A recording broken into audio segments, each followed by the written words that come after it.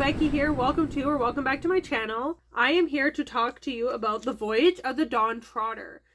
So I'm just cooking supper and listening to The Voyage of the Dawn Trotter, and this made me laugh. Like, you have to remember when these were written, and yeah, it just makes me laugh. I'm only on chapter 2, but they are in Narnia, and they have met up with Prince Caspian, and they are on his ship, the Dawn Trotter, and they are talking about him, Prince Caspian, fighting different things and stuff. King Caspian? So they're telling Edmund and Lucy the stories about what has happened on their voyages so far. And he says, "We thought the Duke would have been pleased if the King's Majesty would have married his daughter, but nothing came of that. Squints and has freckles," said Caspian. "Oh, poor girl," said Lucy, which just made me laugh. Like, the squinting, yeah, maybe I could see that, but like, she has freckles, like, oh, poor girl, and yeah. So I just started this book last night as an audiobook while I was cooking supper and doing the dishes and stuff. So I'm just like 2 chapters in. I'm on page 22. So we're diving into this voyage. There's no like what this book is about on here. The order in which I am reading these is not chronological. It is publication order, which people argue is the better order to read these in. So the one thing is, I read The Lion, the Witch, and the Wardrobe, and then I read Prince Caspian, and now I'm reading The Voyage. And these 3 books contain the 4 children, Peter, Susan, Edmund, and Lucy. There's the little map. So that makes sense that he would write them like that because he's included these same characters. This one is actually, Peter and Susan aren't really in this one. They have graduated from needing to be in Narnia kind of thing. They are older, they've moved on, and just Edmund and Lucy get pulled into Narnia in this one with their cousin Eustace, who is the worst character. I hate him so much. But that is the point. He goes through this huge transformation in this book, and so you really have to, like, he has to be really bad and like really annoying in this to get that character growth. So that does happen, but he's like insufferable in the beginning of this book. The one thing, when you read it in chronological order, it not mixes up the books, but you get, like, I think The Horse and His Boy is technically after The Lion, the Witch, and the Wardrobe. So the story with the 4 children that we all know and love, that we're following this family, kind of gets spread out through the 7 books a little bit more when you read it in chronological order. Reading it in this order, I get the 3 books with these children, and then all the other books are not going to have the children in them at all. It's like you're jumping into almost a new world that way. Narnia, New World. Most people know what The Lion, the Witch, and the Wardrobe is about, and the general premise of Narnia. I don't know how much people know about all of the stories. This one does not have... There's the map in this one. It's kind of hard to... These books don't open up and lay flat.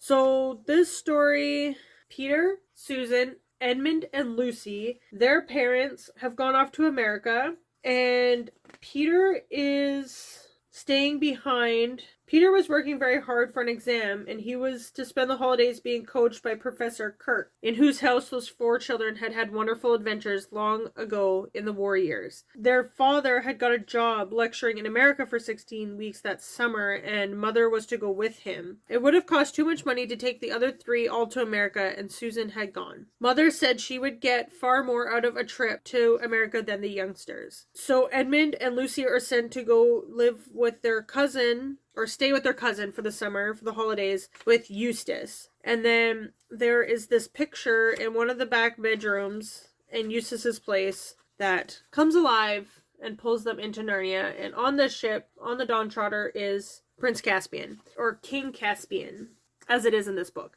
As I mentioned, in Prince Caspian, his uncle wanted to take over the throne and have his son end up sitting as king one day. And he had banished and somehow gotten rid of 7 people that sat, like, for his father, kind of thing. And in this, King Caspian, things are going well in the kingdom, in Narnia. So he is off on an adventure, on a voyage, to find these 7 knights, maybe.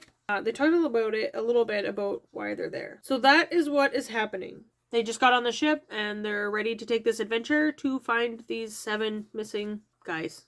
Knights. And yeah, like I said, I'm only on page like 22, so I know I connected with the movie on this one a lot, with the scene with Lucy and discovering like her beauty and stuff like that, and I am excited to read more.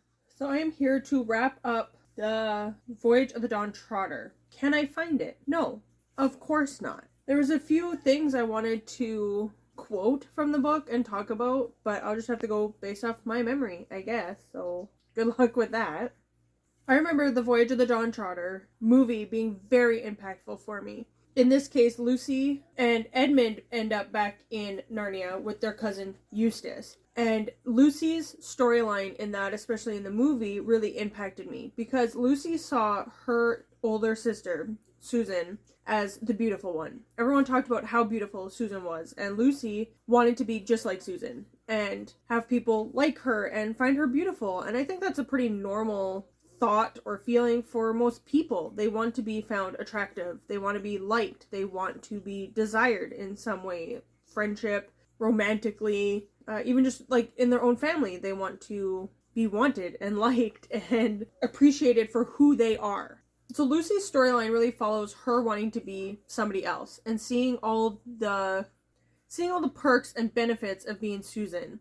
But she comes to realize through her adventures in Narnia and on the Dawn Trotter and with her encounter with Aslan that she is beautiful in her own way and she shouldn't be desiring to be somebody else. She was made the way that she was made for a reason. This is something to keep in mind for, especially like when you're talking to kids and stuff. They always think like, oh, it's unfair that my older sibling can do this, or why does my younger sibling getting away with that and stuff. And we need to realize like we are all our own people. I might be allowed to do something that somebody else is not allowed to do.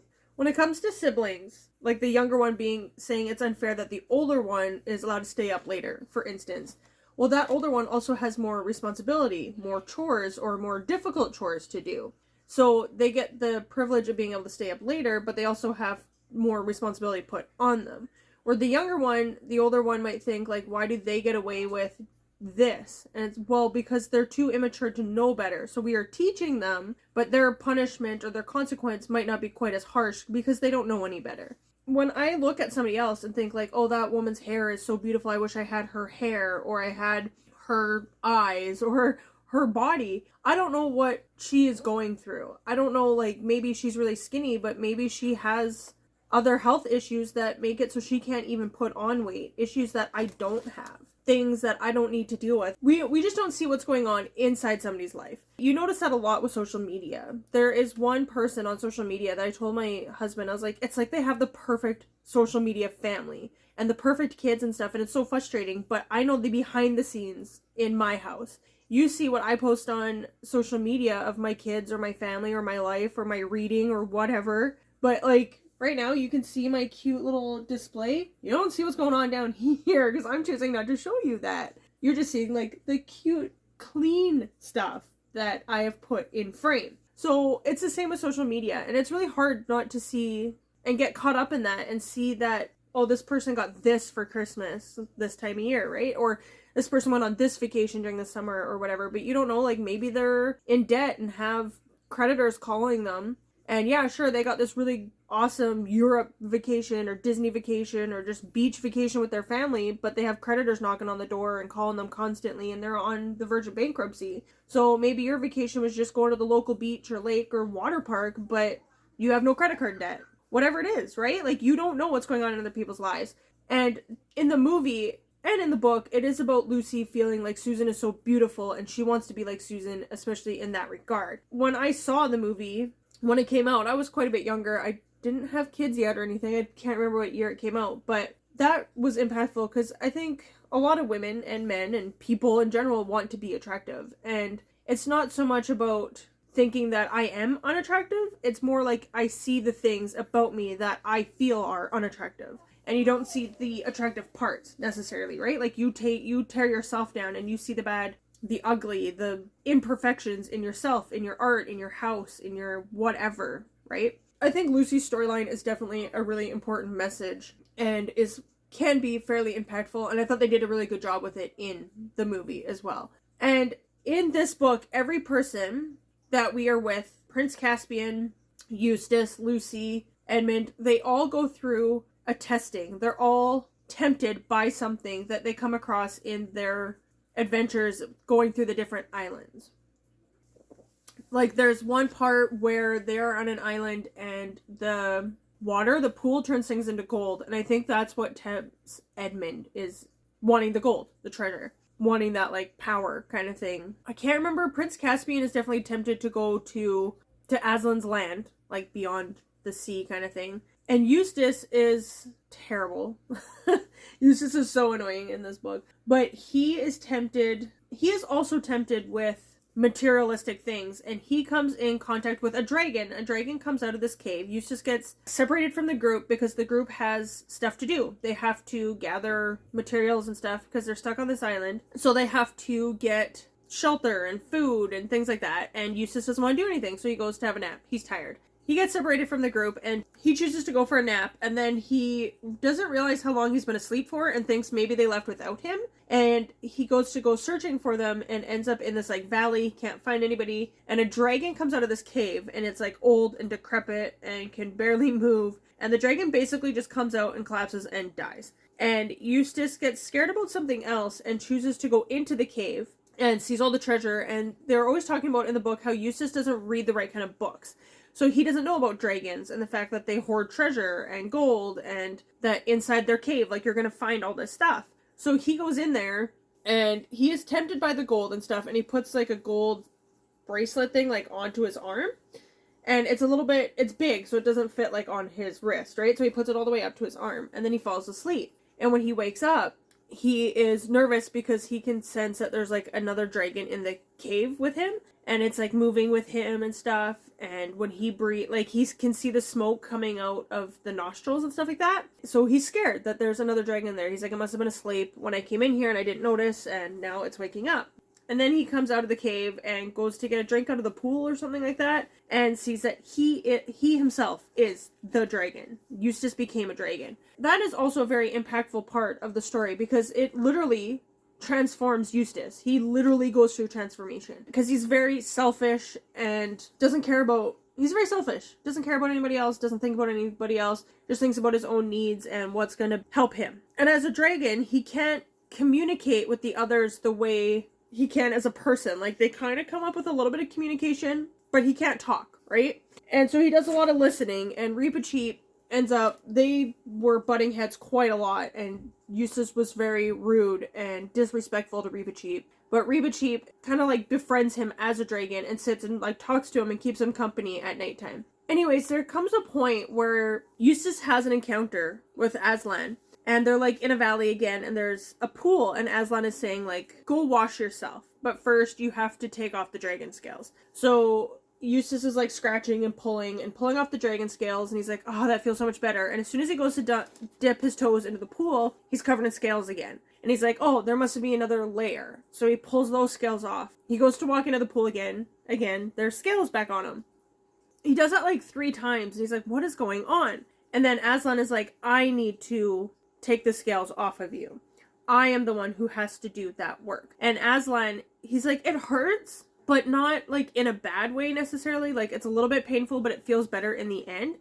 And Aslan is the one who pulls off that old skin, who takes off the old nature. After Eustace allows Aslan to do the work that he needs to do on him, Eustace is able to go into the pool and wash himself clean and come out a new man. And that is obviously very much the allegory that C.S. Lewis is going for, is about Jesus making us a new man. And no matter what our struggles are, we can't overcome them on our own. If I have an addiction to anything, food, alcohol, drugs, pornography, anything at all, I'm not going to overcome that addiction on my own. I need help. Even the simple case of Eustace being very narcissistic, selfish, whatever, he is not going to change and become a new person on his own, in his own strength. We need the strength of God in our lives to help us become a new man. So that is also another very clear and important message in The Voyage of the Dawn Trotter, and is very impactful. I really liked that